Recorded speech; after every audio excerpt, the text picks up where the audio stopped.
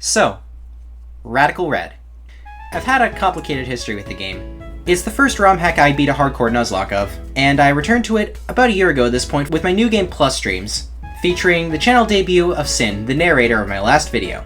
And now I'm coming back to Radical Red one final time to rank every single starter in the entire game. Let's not waste that much time and go over the criteria. First of all, I'm ranking these specifically for their performance on normal mode with minimum grinding mode turned on under hardcore Nuzlocke rules. This means that reliability is going to be a big factor. Second of all, I didn't really test the starters' early games in the Misty and Brock splits, and that's because Brock and Misty split is the easiest part of the game. I did, however, see what they could do on Surge. Since it is possible to get all the way to Celadon City using only the squad of early game water types that you fished up, and from there you have access to all of the starter eggs. Performance on Surge didn't end up mattering that much, with one exception, and we'll get into that. But for now, let's get started with the sole entrant in D tier. The starter that is noticeably below the rest of them in terms of performance. In a normal tier list, this would still be a B tier encounter, but unfortunately, every starter in Radical Red is quite good. This one is just merely okay. Feraligatr really wanted an additional type in addition to the strong jaw ability it was granted. Aquafang is a nice asset and gets decent coverage moves, but a base 103 attack stat while being locked out of Dragon Dance till Giovanni 2 just isn't cutting it. Feraligatr does standard water type things, but its stats just don't do enough in any area for it to excel. At least it sweeps its weather trainer. I wanted so much more from Blastoise. It's a Mega Evolution with Mega Launcher, crazy coverage, Rain Dance, Fake Out, and Shell Smash. Oh. Yeah, by the time you get Shell Smash, you're already up against Ubers, and unfortunately, the best setup move this has is Iron Defense, which isn't reliable and can't really set up any body press sweeps. The only teams you might be able to set up Shell Smash against either have Marshadow to punish you, or they have Primal Dialga. On its own, Blastoise has Fake Out for double battles, it's got Rain Dance, it's got Rapid Spin, it's got decent bulk, especially as a Mega. It's a jack of all trades, but that doesn't translate to excellence on any specific boss fight besides being a decent lead on Giovanni 2 in the Surgery match, and that's why it's only in C tier. I'm actually shocked by Decadui's placement. I thought it would perform a lot better considering how good it is in hardcore. Unfortunately, the best thing about Decadui is early access to Leaf Storm and Ghost Stab, and you don't get that until Erica split in normal mode. And the best time for Decadui to show off its early power is a split loaded with faster ghost types from Morty and other grass types from Erica. Even with Trailblaze and Swords Dance, Decadui isn't quite strong or bulky enough to pull off any sweeps. Still, ghost types are always valuable, even if only for Giovanni. Coming in as the worst fire-type starter, Typhlosion getting Blazing Soul actually made it worse when compared to many other games since it came at the cost of Eruption. Typhlosion is stuck with Flamethrower until he beat May when it gets Burn Up. Blazing Soul slots into the role of Revenge Killer where it does a decent job, notably filling the role of any reasonably fast fire type by checking Ariana's Mega Mawile in both fights where it's present, but it's ultimately the lack of power that holds Typhlosion back. Somewhat reduced revenge killing utility is more than made up for by Hisui and Typhlosion being a ghost type. This is most notable for pivoting through Giovanni's Mega Kangaskhan and baiting Crunch. Unfortunately, Hisui and Typhlosion doesn't quite have the special attack to lead on Sylph Tag, as it barely misses the kill on Goth to tell the Shadow Ball. But hey, at least this one gets Eruption eventually. Inteleon has one shining moment. In Fuchsia City, the Egg Move Tutor lets Inteleon learn Fell Stinger. With Politoad's Rain in a heavily chipped lead, Inteleon can claim the kill on May's Soul Rock with Fell Stinger, gain 3 stages of attack, and sweep the rest of the fight. It's more than I ever thought Inteleon would be capable of heading into the testing, but unfortunately that's all Inteleon can do and that's why it's here. Torterra as a Pokemon really wants Shell Armor. As great of an ability as Self-Sufficient is in a vacuum, Torterra can't pull off the 1v1s it wants to without the crit immunity against in several other games. It again has one shining moment by sweeping the second Giovanni fight, and being a ground type with early access to Earthquake has niche against Giovanni's Infernape and Koga's Toxtricity, but I couldn't find many other uses for the turtle. Serperior is ridiculously overhated in normal mode. It does typical grass type things like beating Giovanni's Veluza and Ariana's Rhyperior, and even comes equipped with Glare for speed control. Contrary Leaf Storm, though, is a hell of a drug, and allows Serperior to sweep May. If you switch Serperior's nature to Calm, equip Wise Glasses specifically, and teach Hidden Power Rock, Serperior can even sweep Gian immediately after beating Giovanni 2. If you dodge 3 crits, one of them being Serperior's. Unfortunately, Mono Grass Stab, even this robust, just isn't cutting it in Radical Red, and besides those 2 fights, Serperior sadly needs too many coverage moves all at once. Still, better performance than I heard it would provide. Before I evolved my second Dartrix, I didn't know that Hisui and Decadui couldn't get Trailblaze or Work Up from the Vermilion Tutor. It's a shame because this bird probably sweeps Erica and Giovanni 2 with those moves, and I'd have loved to get footage of it.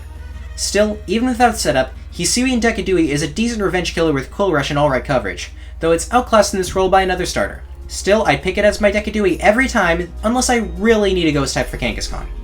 Rounding out C tier, we've got Rillaboom, who offers a useful support kit in Grassy Surge and Fake Out, which is most useful in Giovanni 3.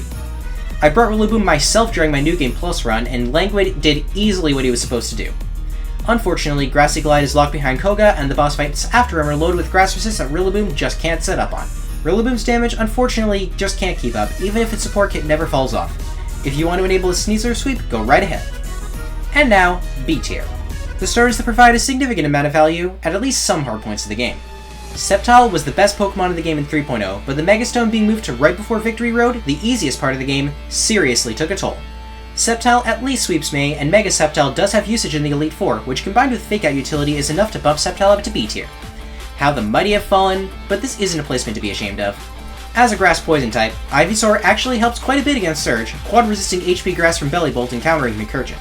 Venusaur keeps this up by walling Erica's Meganium and comfortably eating a boom from Electrode with Chiline Berry, and it can do both of those in the same fight, effortlessly. From there, base Venusaur beats the rivals Mega Blastoise and Silph.Co, which is one of the biggest threats in mid-game, then sweeps one of the Sunroute trainers and May, while Mega Venusaur has uses against the Gym Leader rematches in Koga, where it walls Iron Valiant and can counter Greninja if you bait a Water move and dodge a flinch. Good performance all around, from the first Pokemon in the Pokédex.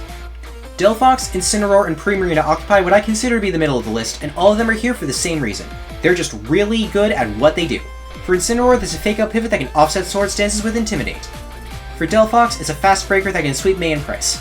And for Primarina, that's a special wall and damage dealer that actually has Elite Four usage as the most scuffed Encore Fairy I have ever seen that I actually brought in my first Elite Four attempt. They're all really good, but none had a particularly standout performance in testing when it comes to the setup-heavy nature of normal mode. Coming in much higher than I think a lot of people expected, Emboar is massively overhated. Despite Emboar's unfortunate stat spread, nothing is holding this pig's revenge-killing potential back. To name some targets, a Rocket Grunt slacking that no other starter, not even Infernape, can outspeed and kill, Giovanni's Kangaskhan, the Silph.Co rivals Kingambit better than any other Pokemon in the game I should mention, Ariana's Mawile, Brendan's Metagross, Blaine's Charizard, and so much more. Emboar functions best as a hit-and-run attacker that just deletes at least one Pokemon per fight, and it more than succeeds in his role.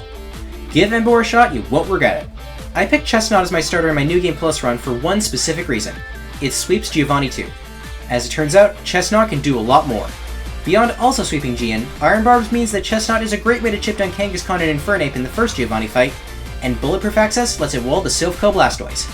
Combine that with being able to answer Misty's Gyarados and Koga's Drapion, and you got yourself a pretty good starter that did not let me down up until it died. As a proud member of Penguin Gang, it kinda breaks my heart to see Empoleon this low. Sadly, beyond 1v1ing the odd special attacker or two, Empoleon doesn't have the highest impact. I tried to lead with it against Giovanni 3, but Lance's Dragapult only left Tapu Lele to me, and that meant the fight was a 5v4 rather than the 6v4 I wanted. But, there is one thing that Empoleon does better than any Pokemon in the entire game. Empoleon sweeps Silph Tag. This is such a big deal that it single-handedly bumped Empoleon all the way to the top of B tier. You might think I'm underrating Empoleon, but trust me when I say I'd rather have any of the remaining starters on this list. Now for A tier, where we start to get to complete dominance. These starters carry specific sections of the game. Skeledirge is the only remaining starter on the list who doesn't sweep any major boss fight, but when you have access to a wall as good as Skeledirge, that's not that big of a deal. Unfortunately, burning Giovanni's Kangaskhan isn't as big a deal as I thought it was a year ago, since baiting Crunch to a fast fighting type like Bull Rush Emboar is a very accessible way to deal with Kangaskhan that doesn't require the Ghost type pivot to have Will-O-Wisp. Still, Skeledirge's defensive performance on Giovanni 2 is unmatched, with it being able to burn Garchomp and Excadrill as they switch in. It beats Archer's Durant and Ariana's Mawile in one team slide without even having to use Slack Off and Durant. It walls Koga's Excelgor, though a lot of Ghost types do that. And it even has Elite Four value, being perhaps the game's best counter to Bruno's Zacian. Before I started testing, I fully expected Skeledirge to land in S tier. However, nothing short of the most unbelievably broken defensive Pokemon can have that honor in a game as offensively oriented as Radical Red. I'm looking at you, Mega Slowbro. Skeledirge, as great as it is in that role, just can't reach that threshold. Now for some offensive Pokemon. Right out of the gate, Charizard caught my interest by being the only starter in the game who can risklessly sweep Erica. With Work Up, Roost, Flame Charge, and Dual Wing Beat, there's no risk whatsoever in setting up and taking out her entire team, and Charizard kept putting in work from that moment onward. Chuck also falls to a similar set, with Charizard being one of only 4 starters capable of sweeping him. and that's just base Charizard. Mega Charizard X pays off right out of the gate by taking 2 kills on Sabrina, 15/16 of the time, and follows up by sweeping Brendan. Just make sure to give Charizard Protect for that fight. Mega Charizard Y also hits like a truck, though it comes a bit too late to make the biggest impact, minus Drought Access if you don't have it already. Value from Erica Split all the way to the gates of the league, at least. Honestly, I find this hysterical. Both Samurott forms had such similar niches throughout this game that, despite the different types, they ended up ranking right beside each other. Both of them are excellent leads in Giovanni 1, though Hisuian's better here. While Unova has to stop after getting a hit on Veluza, Hisuian can always chain the first half of the fight and bait body press from Orthworm afterwards. And I mean always, since both forms have Shell Armor access, which also lets both of them counter Koga's Drapion or reliably chip in on Sylph Tag. Don't discount Sharpness though, since it's what lets both of them solo sweep Claire, as long as she doesn't click Earthquake on turn 3, and perform very well in Sabrina. Unovan Samurott gets the edge, since its Steel typing lets it sweep Sabrina with Swords Dance while Hisuian can't quite pull the job off. Still, great performance for my second favorite Unovan starter. Cinderace is the weakest Protean starter, though it's Libero in this case. Cinderace is seriously held back by a lack of reliable Fire Stab until after Giovanni 2, and a lack of Flare Blitz until Cinnabar. With that said, Cinderace is the only starter in the game who can counter Morty's Gengar at the Erica level cap. Cinderace sweeps Erica, only needing to dodge 1 crit to pull it off. Cinderace sweeps Chuck if someone else sets up a spike beforehand. Cinderace does consistently great damage with stab itemless acrobatics. If you nuke its HP in bulk IVs in Saffron City, Cinderace can even solo sweep May by getting its Focus Sash activated by Solrock's Explosion. There's just a lot that Cinderace can do, even without reliable Fire Stab, and I'm tired of pretending the bunny's bad. It's an Uber for a reason. Throughout most of my testing, Quaquaval was a disappointment. Not having Aqua Step left it without any speed setup, and the Duck's base speed just wasn't fast enough to pull off any sweeps. It did have some value as a pivot in Sylph Tag and counter Koga's Greninja, but I was prepared to put it in C tier. But then, the Duck got Aqua Step and promptly went ballistic. Without any risk, Quaquaval sweeps May, Blaine, and Claire. This unbelievably outstanding late game performance more than made up for any early misgivings I had about the Duck, and solidified it as, in my opinion, the third best water starter in the game. Ape Gang represent, because Infernape is always going to get something done. Right off the bat, it can counter Erica's Meowscarada, outspeed Inoko Giovanni's Kangaskhan, take 2 kills in the Sylph rival, contribute in Sylph Tag, and be a menace in Sun. And then it gets access to Fake Out and Encore in Fuchsia, and we're off to the races. Thanks to Fake Out, Infernape is the only starter in the game who will always, no matter what, sweep Jasmine. Ape even provides a valuable role in Cerulean back-to-back. Not only can it break Mamoswine's Sash for Slowbro's benefit, but on its own, it can kill both leads with an Adamant Nature and Life Orb. It can also counter Archer's Durant with a speed-boosting nature, but it can't do both that in Oko Hatterene, sadly. Still, Infernape will always provide value to your box, no matter the stage of the game. It's not quite the best Fire-type starter, but it's close. Yup, I'm dead serious. Meganium is the 5th best starter in the game. Immediately, Meganium separates itself from its competition by evolving at Surge's normal mode level cap of 34. With its access to Workup, Synthesis, Giga Drain, and Draining Kiss, Meganium, without any risk, always, no matter what, sweeps Surge. And that's not even close to all the Meganium can do. Even if you forget to teach Giga Drain, like I did, Meganium is the best counter in the game to the Sylph rival's Mega Blastoise, outspeeding it with a Triash and easily tanking its hits, even when set up. If you target Archer's side first in Sylph Tag, which I highly recommend, Meganium can steal Brandon's kill in Primarina. If you ball the hell out, it can solo sweep the second Giovanni fight. I would not recommend this, as you'll most likely wipe if you try, but it's more than doable. Meganium continues to provide worth throughout the second half of the game, and not just as a revenge kill with Triash. Meganium's bulk is great enough that it can often switch into the Pokemon it's trying to kill and heal the damage it took with Draining Kiss or Giga Drain. It's amazing in 2 of the 3 rematches, counters Koga's Greninja, Brandon's Sceptile, and Crawdaunt, and over half of May's team. Meganium can even be a decent Elite 4 bring if you get Lorelei Rain. If you choose Chikorita as your starter, it won't let you down at any point of the game. In fact, I'm going to go so far as to say that if you're new to Radical Red and want the highest possible chance of winning a run, I'd recommend you choose Chikorita. It'll provide value from the moment it evolves to the very end of the game. But unfortunately, Meganium couldn't quite hit S tier, the Pokemon that carry entire runs. So, let's get to that. This one should be pretty obvious. During my first Radical Red runs, I didn't really use Blaziken that much as I had another carry. During this testing though, Blaziken finally took off and became the broken legend I'd heard about. Speed Boost is such an insane ability, and that combined with Blaziken's surprisingly deep move pool lets it, Ahem. Sweep Aircraft with Bulk Up, Oko the Sylph Rivals can Gambit, Sweep Self-Tag once Gothitel's down, Sweep Chuck, tear its way through the Snow Trainers, reliably lead on Brennan's Metagross, counter Poke's Drapion, take 5 kills on May, counter Archer's Houndoom, and so much more. And to top it all off, Blaziken is the best starter in the game for the Elite Four, getting to demolish Lorelei Snow and potentially sweep Lance. Yeah, this is exactly the monster I'd heard of in the nightmares of Gen 5 Smogon players. And yet, there's still 3 more starters to go. Earlier, I recommended new players choose Chikorita because picking the grass starter leads to the easiest rival fights. The reason I didn't recommend Sprigatito is because Meowscarada kinda takes a while to come online. It's not until Rocket Hideout is cleared when Flower Trick is accessed. From there though, Meowscarada gets at least 1 kill on every fight for the remainder of the game. If you saw my New Game Plus streams, playlist in description, you know how extensively I used Meowscarada and how much it carried my run. There are seemingly endless ways to use Protean to your advantage beyond just messing with the AI. The power boost you get on everything, including special moves, is just absurd. I mean, Meowscarada gets 4 kills on one of Blaine's gym trainers! And on top of all of that, Meowscarada actually gets to pull off a setup sweep, though it's on May, though I noticed throughout my tests on her isn't that high value a boss fight to sweep. Her team's kinda weak, not gonna lie. But still, I can say from personal experience that, with one exception, no other starter can carry a run quite as much as Meowscarada can.